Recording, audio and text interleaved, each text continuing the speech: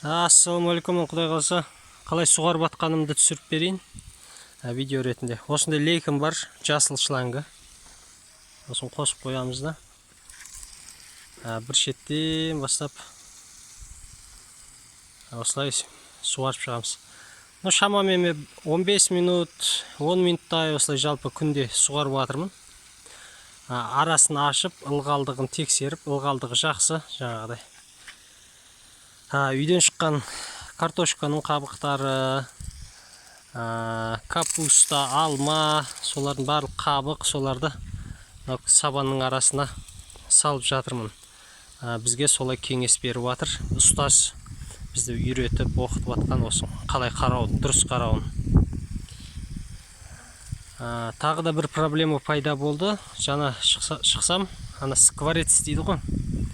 Сондай құс на шетті қазып, кәулеп жеп жатыр екен.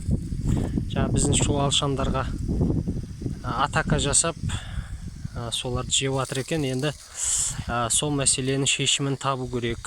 Сол құсты оңай жолмен, дұрыс жолмен осы жаққа жақындатпауға. Енді рогатка баяғының әдісі ғой. Енді біздігі сәл тірілей ұстап алып, әләж болса басқа жаққа жер аудартып жіберу.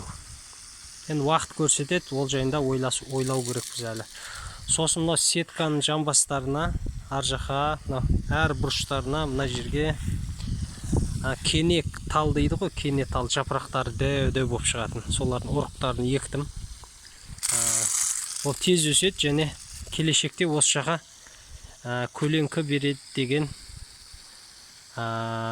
оймен. Ол шығып атса онда видео қылып түсіретін болам.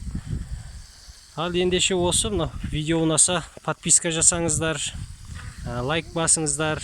Күн тамаша болып тұр. Баршаларыңызға сәттілік. Келесі видеода кездескенше сау болыңыздар.